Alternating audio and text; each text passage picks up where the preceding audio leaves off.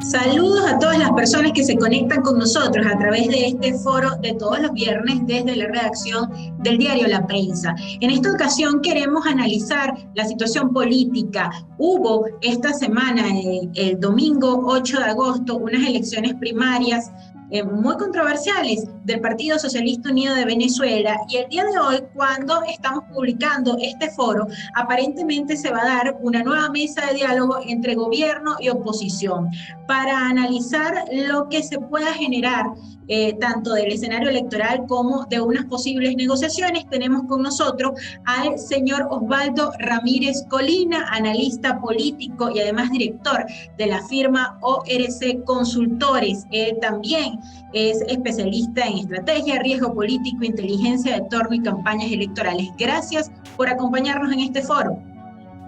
Gracias por la invitación y un saludo muy amable para todos los que se conectan y están viéndonos en estos medios. La primera pregunta, señor Osvaldo, quisiera su lectura sobre lo que han sido las elecciones primarias del PSUV, que han estado marcados por la violencia, por la violación de la norma, por las irregularidades, según lo que fue tendencia el domingo por las redes sociales y lo que pudimos apreciar específicamente en Lara, en el municipio Simón Plana. Mira, lo primero, es entender que existen diferencias dentro de lo que hacen vida o los que militan dentro de un partido político. Es natural ver ciertas fricciones, estas fricciones claramente representan los intereses de diferentes grupos.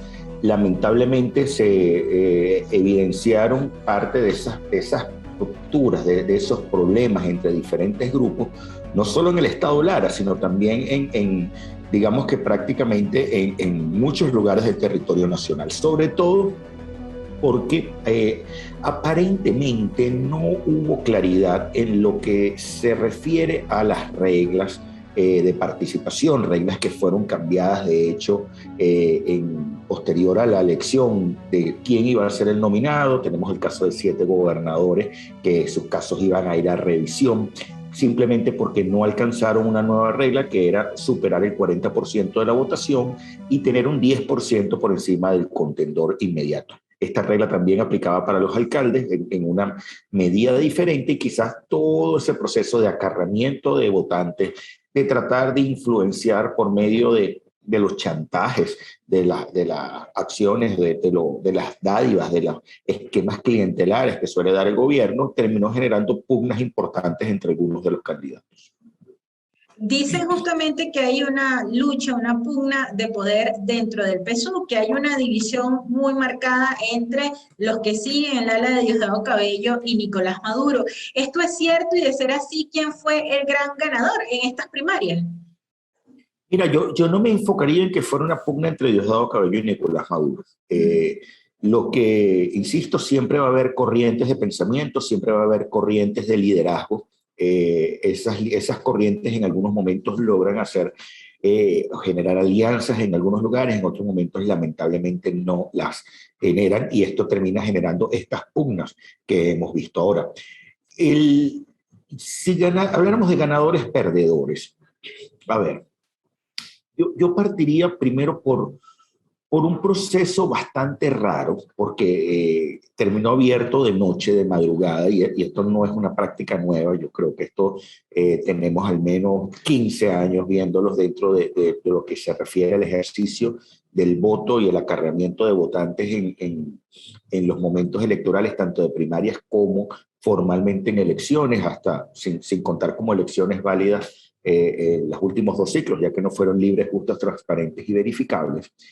Y por otra parte, yo creo que primero el gran perdedor es la opinión pública y el ciudadano venezolano, que no sabe si efectivamente eso fue un proceso transparente o no. Yo creo que ahí hace merma una mella bastante importante en lo que se refiere a esos procesos de transparencia.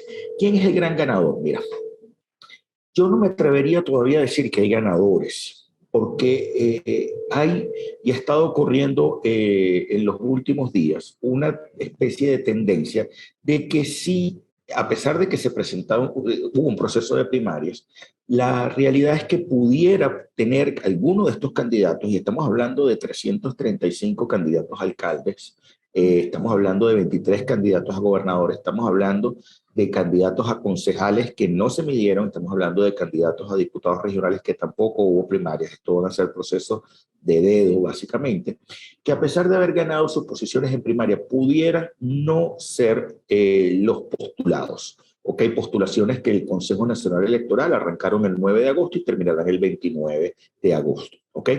¿Por qué? Porque simplemente van a someter a encuestas, a evaluaciones estratégicas, a todo un conjunto de baterías para temas de estrategia electoral, a ver si efectivamente el que ganó puede ser el candidato que pueda derrotar al candidato de oposición que se presente, esperando que haya una polarización de la campaña en sí. Yo todavía no lo veo posible porque estamos hablando de diferentes grupos que conviven en la política y que participan en el terreno político. Sí, para entender un poco, bueno, el mismo reglamento del PSUV dice al fin de cuentas que termina siendo la dirección del partido el que elige a los candidatos. ¿Por qué se hacen entonces este tipo de elecciones primarias? Considerando que lo que fue notorio es que hay un grupo, hay unas bases descontentas presionando por nuevos liderazgos y hay aproximadamente 12 candidatos de los resultados a gobernadores que han estado siempre en los procesos electorales y siempre en cargos importantes del gobierno. Entonces, aparentemente no se ve tal refrescamiento. Porque probablemente sí, fíjate, lo que puede estar sucediendo, aquí hay dos lecturas. La primera lectura es que tú tienes unos miembros de la nomenclatura, ¿okay? De quizás estas caras repetidas que tú tienes viendo desde hace muchos años. Podemos hablar desde el 2013 como inicio de la era Maduro, o que quizás estuvieron acompañando al expresidente Hugo Chávez. ¿Okay? Para algunos ciudadanos, incluso para algunas de las bases, estos son los contendores más importantes, los líderes de la revolución, los dirigentes, y deberían tener o presentar las caras más fuertes de cara a cualquier proceso electoral. Lo vemos, por ejemplo, permíteme hacer la analogía con elecciones parlamentarias, cuando tú tienes un conjunto de ministros que acompañaban al expresidente Chávez, que acompañaban a Maduro y que los sacan de sus posiciones ministeriales y los colocan en posiciones salidoras en las gobernaciones, en las diputaciones, o sobre todo en temas, en temas, yo creo que donde tengas la necesidad de las caras más pesadas y reconocidas. Ok, y probablemente esto es lo que estás teniendo en esta ocasión. Luego tienes aspirantes a decir, bueno, yo también quiero estado a la sombra del poder, he sido un segundón, he sido un tercerón, llegó mi momento, yo necesito emerger, yo necesito prácticamente demostrar que sí tengo la capacidad de entrar allí.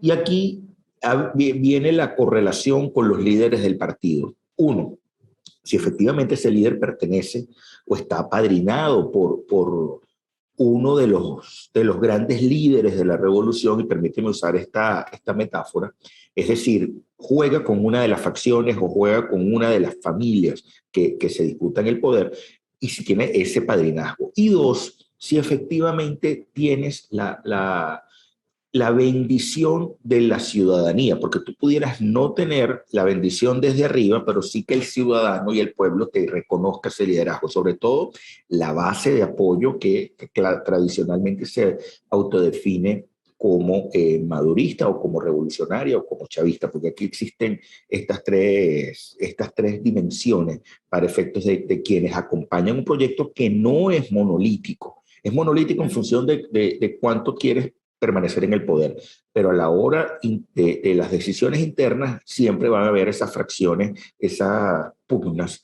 que hay en todos los partidos políticos en el mundo. Permíteme aclarar eso, eso no es una naturaleza exclusiva del PSUV o de Venezuela, pensando que a veces las cosas que suceden acá no suceden en otra parte del mundo. Mire, si uno analiza un poco los boletines que ha dado Diosdado Cabello, él dice que en el primer boletín participó algo así como 3.500.000 personas en estas primarias del PSUV. Eso, si uno saca cuentas, es el 35% de la militancia que tiene inscrita el Partido Socialista Unido de Venezuela y el 17% de los electores del registro electoral.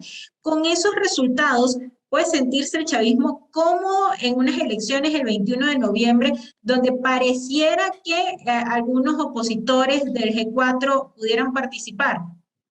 Mira, si, a ver, si esto es un piso electoral, vamos a verlo en funciones matemáticas, ¿ok? Y si asumiendo que esa es la cifra verdadera, no voy a entrar en ese punto si es verdad o no es verdad los 3,5 millones, pero asumiendo que tienes 3,5 millones de personas que motorizaste, que movilizaste, sea espontáneamente, fueron a votar por ti o que fueron en estas operaciones remolque, casa por casa, o sea, de arrastre de votos, de acarreo de votantes, y alcanzaste esa cifra, la realidad es que estás partiendo para un proceso electoral del 21 de noviembre con una muy buena base. ¿Por qué?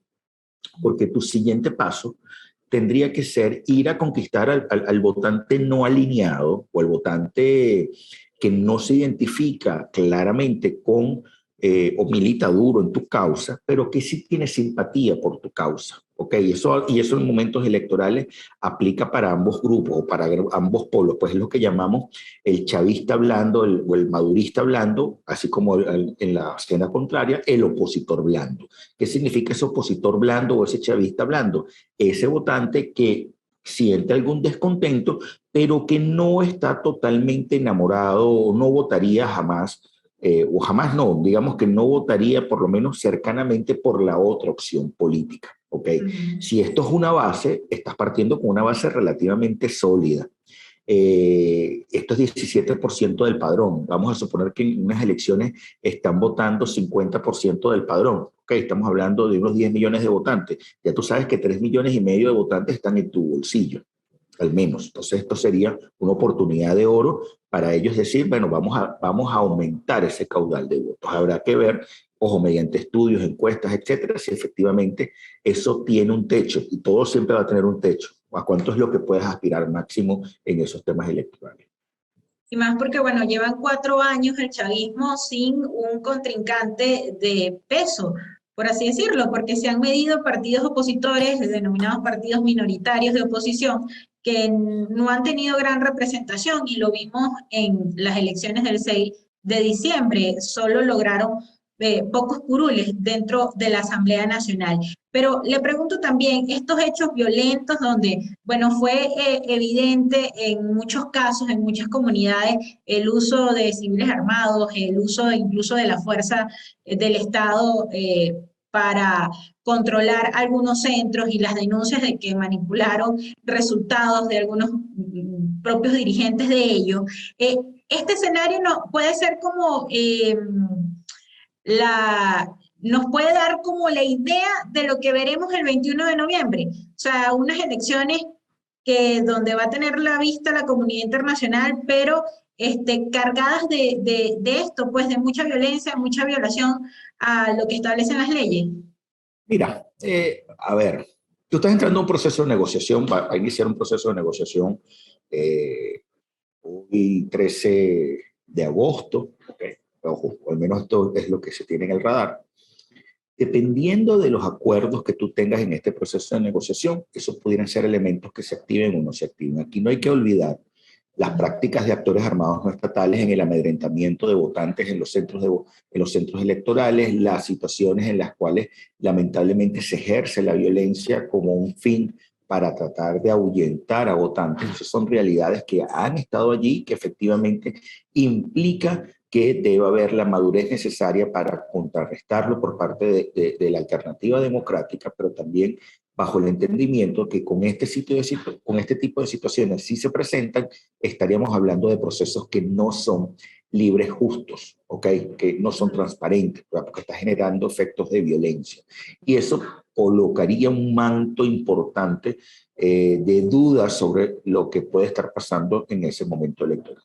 Yo no hablaría de esto como un prefacio, porque por ahora, insisto, pareciera que Nicolás Maduro, al asistir a una negociación, está buscando claramente obtener unos resultados, y esos resultados están asociados al levantamiento de sanciones por parte de la comunidad internacional, sanciones financieras específicas, sobre todo porque el gobierno necesita tratar de generar el dinero necesario para el sostenimiento de la revolución. Si esto efectivamente está atado a condiciones electorales y el respeto de ese evento del 21 de noviembre, evento que todavía no presenta las condiciones electorales necesarias para participar, eh, yo creo que estaría prácticamente lanzando un boomerang que puede terminar haciéndole más daño que trayéndole los beneficios que esté aspirando. Ya que habla el tema de las negociaciones, efectivamente se ha dicho, aunque todavía nada confirmado, que este 13 de agosto inicia un nuevo proceso de negociación bajo la metodología que aplica el Reino de Noruega. ¿Cuál es su análisis sobre estas nuevas negociaciones? Hay quienes dicen que Maduro se está sentando en la mesa sin mucho riesgo porque hay una oposición que si bien tiene el respaldo de la comunidad internacional, en lo interno no tiene una verdadera presión que respalde la sociedad, es decir, no hay como una conexión con lo que los dirigentes políticos están intentando acordar en esa mesa de diálogo. Quisiera un poco su opinión sobre eso. Mira, a ver, parto del principio que Maduro está sentándose a la mesa. Efectivamente, las sanciones llevaron a Maduro a la mesa de negociación. Ok, aquí hay una realidad. Esas sanciones al final del día generaron una modificación de conducta. Esa modificación de conducta se espera, se aspira que brinde resultados relativamente rápidos en una ronda de negociación que puede traer unos resultados tempranos, 2 semanas, 3 semanas, para efectos de atarlo a las condiciones electorales. Condiciones electorales que permitirían adelantar o ver que haya efectivamente un levantamiento o una flexibilización de algunas sanciones específicas en materia económica. Este es el primer detalle. El segundo detalle, mira, en Venezuela sigue habiendo presión política y de hecho nosotros en ORC Consultores llevamos un mapa de conflictividad social de todo el país. Ese mapa de conflictividad social de todo el país georreferenciado, en donde claramente estamos viendo qué está pasando, qué está sucediendo, nos reporta a nosotros que aproximadamente en el último trimestre, en el segundo trimestre, incluso pudiéramos ampliarlo a lo que ha pasado en todo el año al día de ayer, el 53% de todo el conflicto social del país está atado a acciones coordinadas por el gobierno interino, por la Asamblea Nacional, por los actores que hacen vida en este G4, en estos partidos políticos, gremios, etcétera. O sea, y el diferencial está asociado a protestas espontáneas ciudadanas, ¿okay? Algunas de ellas conectadas o con pincelazos de organización por algunos gremios, pero la realidad, al final haciendo esa diferenciación de que 53% está coordinado y sigue habiendo esa presión de calle que claramente no es multitudinaria, y yo creo que no va a ser multitudinaria en tanto y cuanto tengas una pandemia de coronavirus, pero claramente sigue generando esa posición en la que el ciudadano está en la calle exigiendo reivindicación de derechos políticos, pero también reivindicación en aspectos de políticas públicas, ligadas sobre todo a servicios públicos o a temas salariales, temas laborales. Hay quienes piensan que hay una realidad que lo que debería salir como resultado del proceso de negociación es que haya un cambio de gobierno en Venezuela. Eso no está hoy sobre la mesa de negociación. Yo creo que sería bastante iluso pensar que este proceso de negociación puede conllevar rápidamente a ese cambio de gobierno. Yo creo que eso no es lo que está planteado hoy día. Lo que yo creo que está planteado en el proceso es comenzar a generar un proceso de pavimentación de una ruta, de una vía, para efectos de que se respeten los resultados electorales del evento del 21 de noviembre, ¿ok? Atando, por supuesto, esto a otras condiciones y a lo que puede resultar en la ruta estratégica para el año 2022 y el año 2023, ¿ok? Hay una realidad, hay un desapego del ciudadano venezolano hacia la clase política, pero es hacia la clase política en general, todo el espectro político. Eso es una realidad. Esa realidad no es que esté atada a que no me gusta lo que va a pasar en la negociación, o es que no me gusta Guaidó, o es que no me gusta Maduro. Es que hoy el ciudadano se siente huérfano de conducción política, pero también hay crisis de liderazgo, y eso lo ves en el liderazgo sindical, en el liderazgo empresarial, en el liderazgo mediático, incluso en el liderazgo religioso, siendo la iglesia en general la que tiene los mejores números de evaluación como actor sociopolítico, pero que vuelve a caer por efectos de que ese ciudadano se siente en orfandad. Entonces, ¿qué pasa con el ciudadano? Un ciudadano quizás pueda tener esas expectativas falsas de que hay un proceso de negociación, hay un proceso de votación, el proceso de votación es justo, transparente, es verificado por la comunidad internacional, se respetan los resultados y al día siguiente tú tienes agua, tienes luz, tienes un país perfecto. Eso lamentablemente no va a suceder porque esto implica modificaciones de política pública, ¿okay?, en gran escala y comenzar un proceso de reinstitucionalización del país por una parte, pero por otro lado, comenzar un proceso de rescate económico del país, que viene atado de la mano para efectos de decir, bueno, en 4 años, 5 años yo voy a poder obtener la Venezuela que aspiro o que sueño. Y quizás es un tema de cómo manejar ese proceso de expectativa con la negociación, pero también con los resultados potenciales de la negociación. Cuando usted dice se pueden generar resultados temporales para unas Tempranos. elecciones del 21 de noviembre. Aquí la principal propuesta que lleva la oposición del gobierno interino es que se realicen elecciones presidenciales.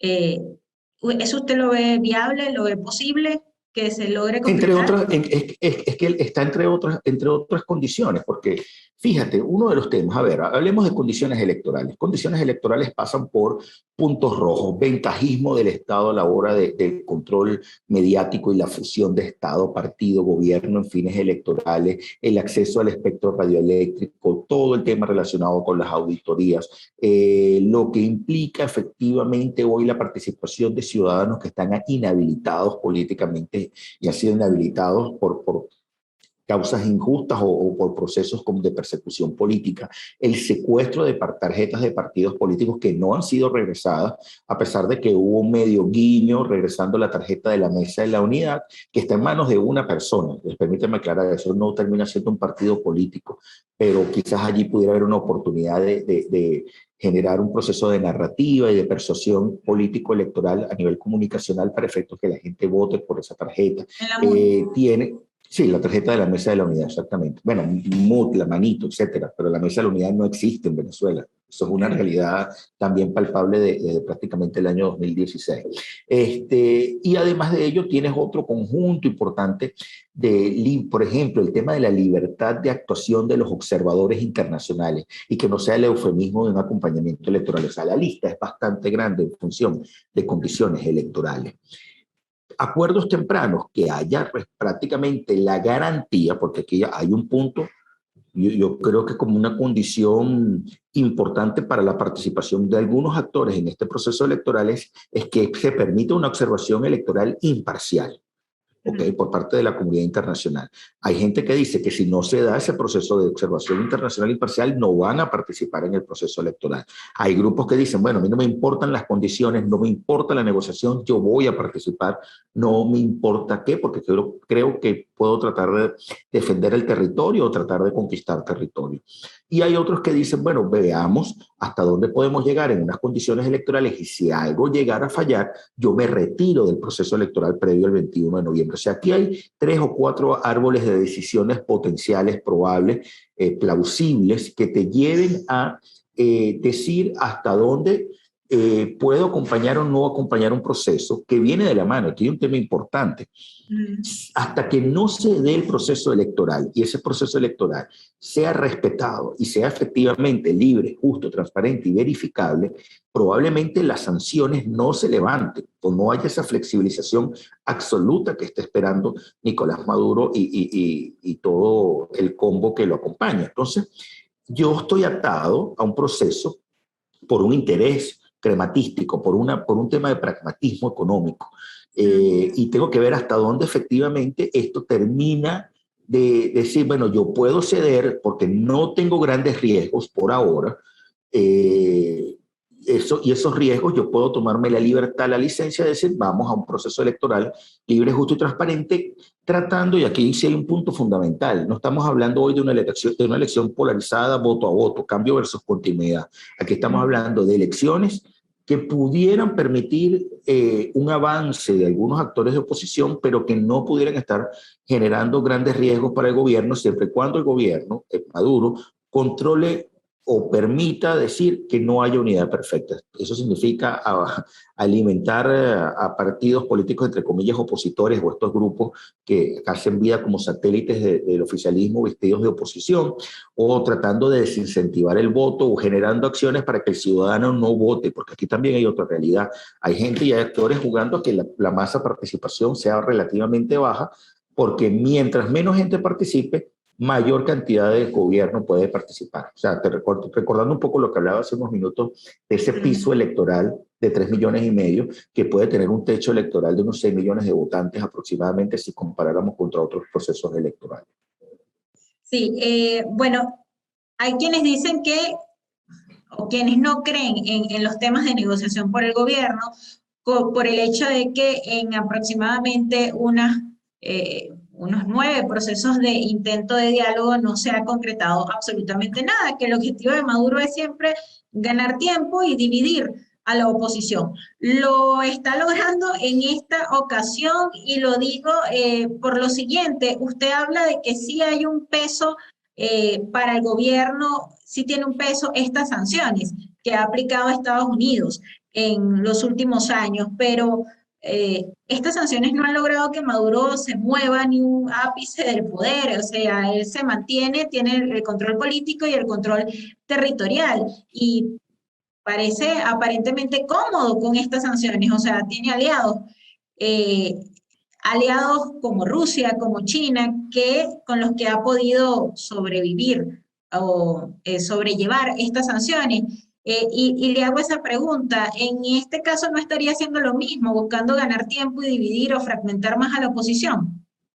Mira, a ver, voy a hablarte del para qué de las sanciones en términos de teoría política, ¿ok? Las sanciones siempre buscan una modificación de conducta que te permita a ti generar cambios, sea de llevar a alguien a negociar o generar a alguien a cambiar los esquemas de cómo viene gobernando, ¿ok? ¿Qué sucede con las sanciones y lo que hemos visto en la última década, caso particular de Irán, por ejemplo, de Norcorea, de Rusia? Que han inventado mecanismos importantes para bypassear las sanciones impuestas por la comunidad internacional y seguir generando, sobre todo hay que recordar que las sanciones están enfocadas en temas financieros y cortar flujos financieros para el financiamiento de regímenes, para el financiamiento de situaciones. Ha habido un bypasseo, ha habido una transferencia quizás de tecnología, ese know-how, esos apoyos que tú comentas, de cómo efectivamente tratar de bypassear eso. Pero eso se agota. Llega un momento que esos mecanismos no son lo suficientemente sofisticados para decir, mira, ya es suficiente. Y justamente esto está llevando a una modificación de conducta. Hay gente que aspiraba o pensaba que la imposición de sanciones obligaba a Maduro a ceder terreno y entregar el poder. Y eso yo creo que nunca estuvo planteado, a pesar de que probablemente haya sido parte de la narrativa de algunos actores ligados a la administración Trump, y quizás sobre ese tema de las opciones están sobre la mesa y por debajo de la mesa, etcétera, etcétera. Esto era parte quizás de una guerra narrativa, comunicacional, de persuasión narrativa, que pudo haber resultado o tenido unos resultados para algunos, simplemente para otros no. ¿Qué creo yo que puede estar habiendo en este momento? Mira, la necesidad de algunos actores de entender que tienes que estar unido. La oposición está unida. Yo no hablaría de una oposición. Hay 3 grandes grupos alrededor de la alternativa democrática con ideas bastante diferentes, diametralmente distintas en lo que debe hacerse, que 2 de ellos están muy coincidiendo en este proceso de negociación, claramente porque interpretan que hay una oportunidad con el tema de participar en las elecciones que se asesinan el 21 de noviembre.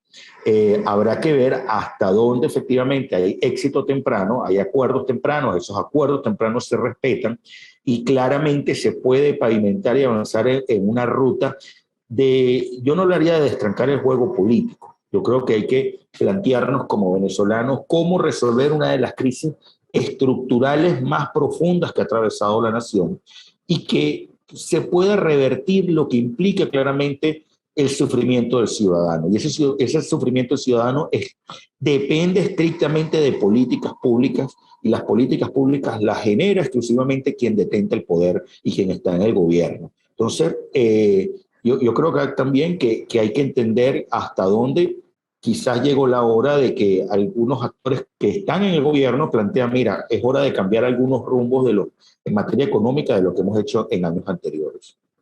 El peso que van a tener países como Estados Unidos, como Argentina, que creo que también participa, la misma Rusia, que se ha pronunciado por este tema de la negociación, y la Unión Europea, que ayer los partidos minoritarios sacaban un comunicado, o mejor dicho, la Alianza Democrática, como se denomina, sacaban un comunicado que decía que no habían tomado en cuenta la Unión Europea en estas nuevas mesas de negociaciones, objetando un poco que ellos no habían sido invitados a estas mesas. ¿Qué papel en sí juega la comunidad internacional? ¿Son los que realmente van a presionar para que se logren acuerdos? Mira, bueno, allí hay un tema, ellos hablaban de España como puntualmente como presente en esta mesa. Está, por ejemplo, Países Bajos representando a la Unión Europea. Tengo entendido que Francia va a estar como veedor, así como está Rusia, así como está Argentina, recordando también el rol que está teniendo México como anfitrión. Este no es una negociación entre países, esto es una negociación entre venezolanos. Y esa negociación entre venezolanos claramente busca poder destrancar y poder llegar a acuerdos, y que la comunidad internacional es garante de esos acuerdos. Es decir, va a estar presionando para que esos acuerdos efectivamente se respeten.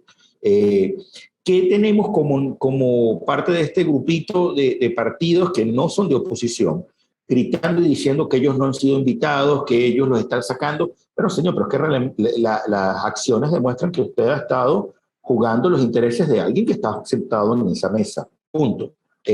Por lo tanto, usted no puede imponer condiciones, y además que formalmente, a efectos de la comunidad internacional, los actores son dos. Los actores son la Asamblea Nacional Legítima, ¿ok?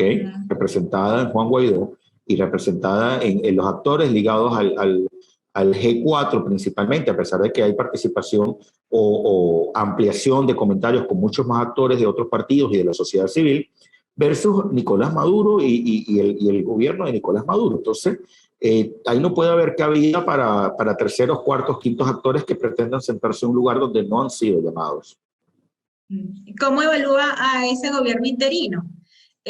Al gobierno interino de Juan Guaidó, que si bien hay una Asamblea Nacional electa, democrática, que legalmente fue electa en el 2015, pues ya no existe como esa tribuna, esa plataforma para el debate parlamentario. Sabemos cómo muchos de estos parlamentarios siguen siendo perseguidos, algunos han estado haciendo asambleas en ciertas partes, pero ya no hay un debate parlamentario como tal.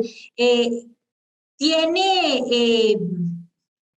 tanto puede durar el gobierno interino en el tiempo si acá no se logran acuerdos en torno a por lo menos un cambio político, por lo menos una elección con condiciones? Mira, habrá que ver qué pasa con el proceso de negociación y qué pasa posterior al 21 de noviembre. Y creo que allí prácticamente el tiempo dirá, los aliados dirán, la misma sociedad dirá hasta dónde poder acompañar ciertos proyectos políticos. Pero la realidad termina siendo que yo no veo yo no veo que actores políticos puedan seguir por la misma ruta que han transitado en el último año y medio. O sea, estamos hablando de todos los actores políticos, desde quien detenta el gobierno hasta quien aspira al gobierno. Simplemente porque se agotan los métodos, se agotan las opciones y también se agota el ciudadano. Lamentablemente la consecuencia inmediata es que el ciudadano se desapega más de la política. Asunto terrible porque si el ciudadano no está pendiente de lo público, no está pendiente de la política, lamentablemente deja la política en manos de muy pocos, con las consecuencias nefastas que hemos estado viviendo en los últimos años. Yo creo que hay que ser prudente con el proceso de negociación, y esa prudencia va a venir primero del lado de quienes están participando en la negociación abiertamente.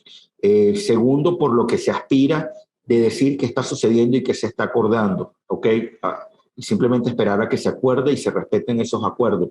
Pero creo que va a haber como una especie de morbo, de piquiña, de decir, hay que saber todo lo que está pasando aquí para tratar, para algunos actores tratar de sabotearlo, pero para otros actores tratar de decir y ganar indulgencia con escapularios. En realidad, hay que ser, insisto, prudente, porque yo creo que los pasos de muchos actores políticos van a depender de este proceso de negociación y efectivamente de lo que suceda el 21 de noviembre.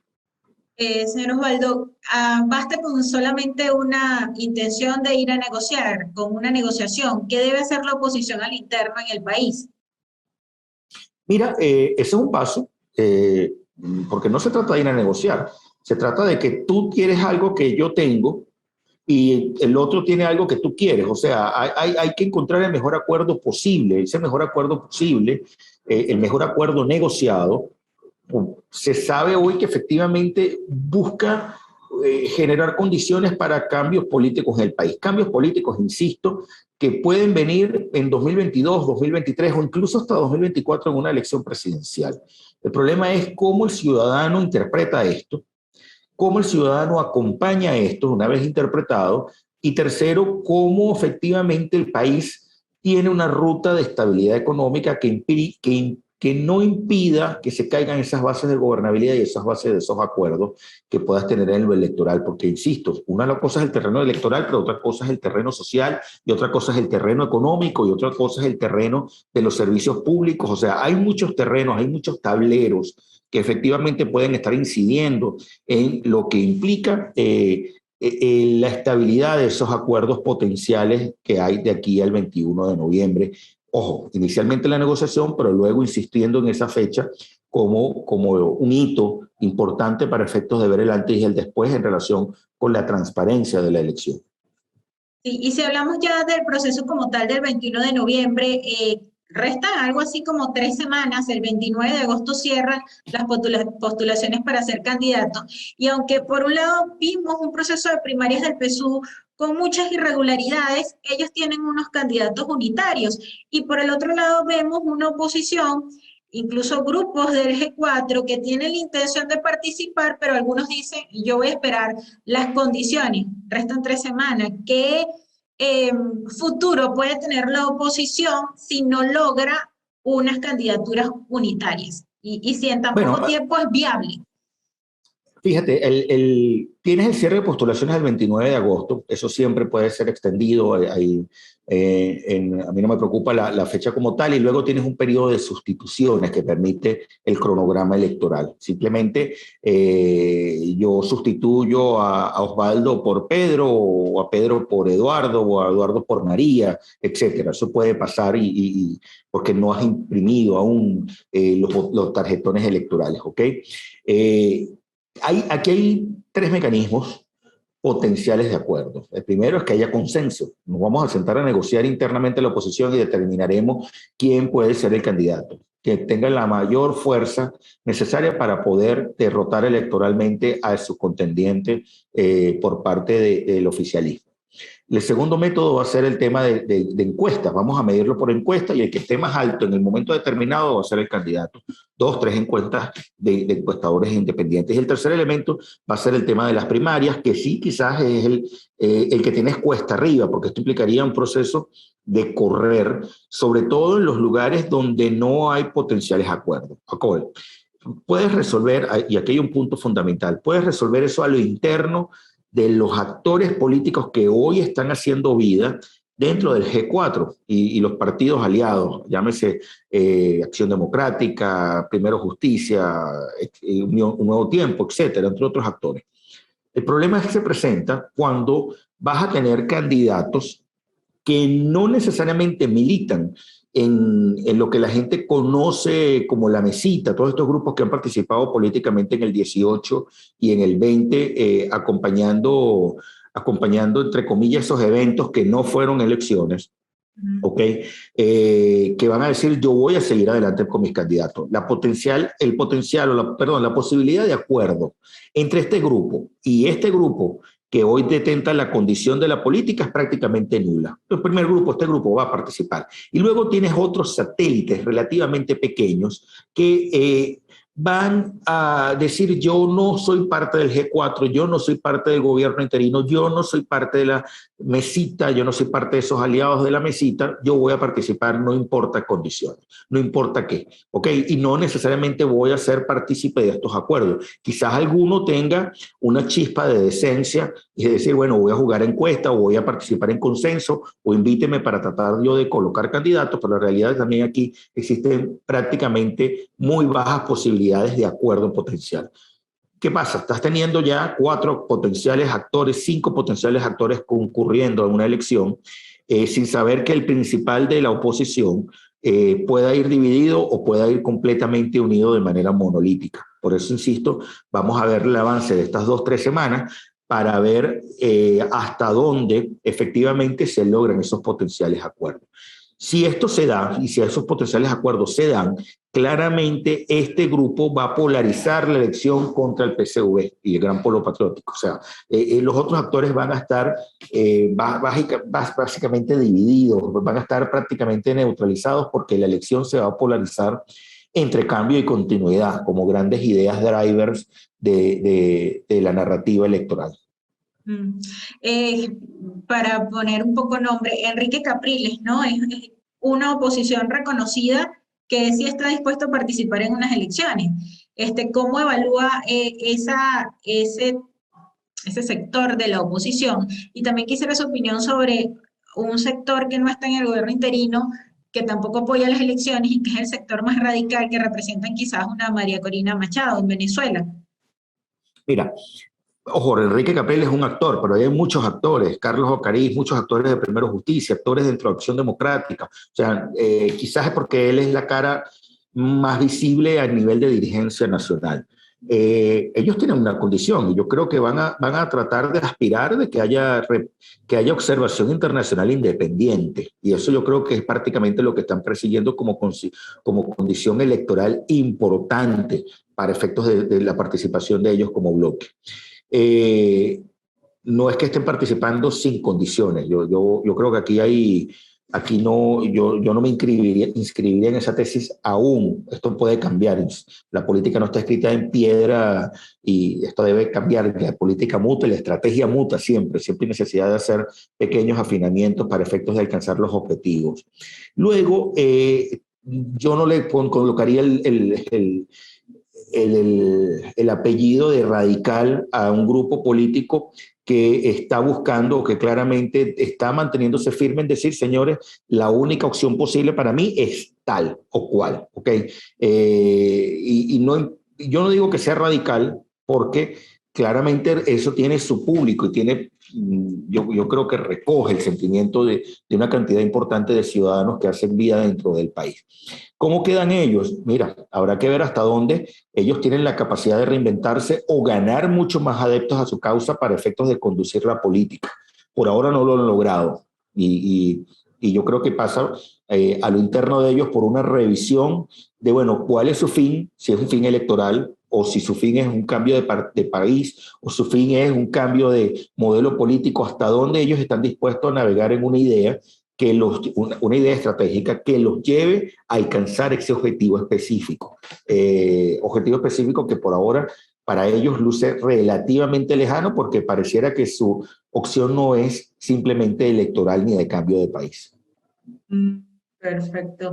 Y bueno, ya para finalizar, yo quisiera, bueno, preguntarle, usted decía hace un rato que mientras no hay una estrategia clara, pues el país está huérfano de una conducción política.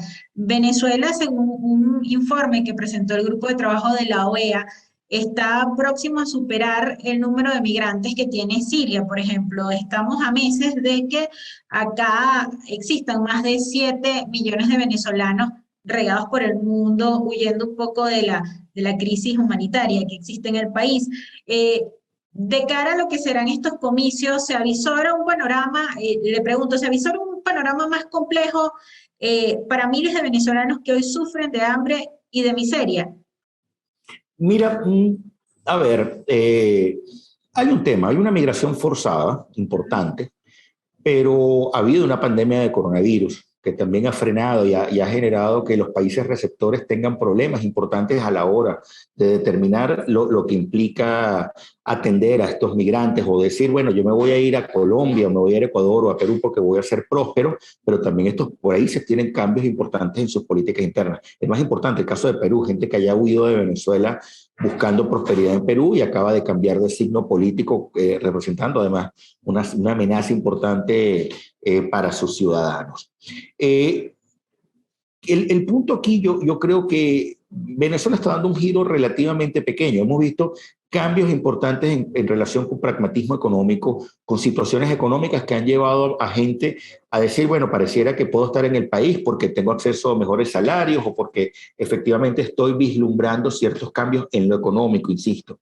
Y esto frena o ralentiza un poco la velocidad de migración. Hay otros que siguen avanzando en este proceso, lamentablemente, de manera bastante complicada, de manera bastante vulnerable, que los lleva a decir, bueno, me voy a ir a Chile y llegar caminando a Chile, como hemos tenido algunas experiencias recientes de gente perdida en el desierto, etc. Yo creo que va a depender, aquí hay un punto fundamental, de nuevo atado a las negociaciones y atado a los resultados esperados de las negociaciones para uno de los que está negociando, que es Nicolás Maduro, que es lograr tener el dinero necesario para mejorar condiciones de estabilidad de su gobierno.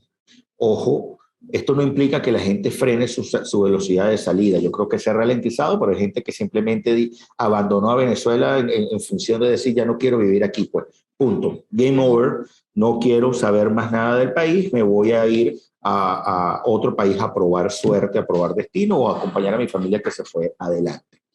Yo no hablaría, que hay otro tema importante, que esto ha tratado el tema político y que los políticos prácticamente en términos estructurales no han logrado hacer nada.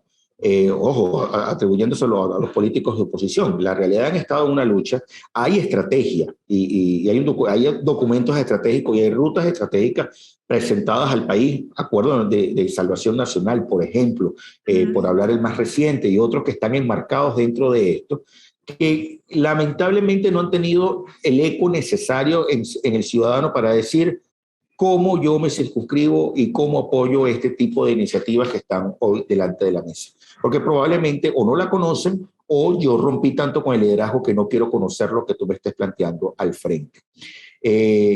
Problemas hay, aquí hay un tema importante, de vulnerabilidad de hogares. Al menos 30% de los hogares venezolanos son vulnerables económicamente en términos alimenticios.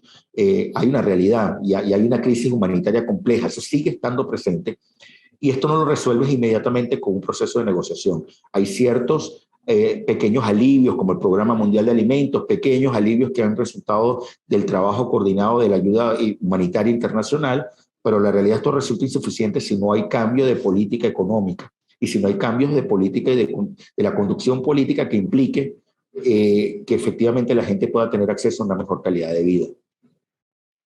Bueno, señor Osvaldo Ramírez, muchas gracias por acompañarnos en este foro de este viernes desde la redacción del diario La Prensa. Gracias por su análisis. Un placer estar con ustedes. Feliz día. Igualmente a todos los que siguieron este foro por el canal de YouTube, agradecida. Será hasta una próxima entrega.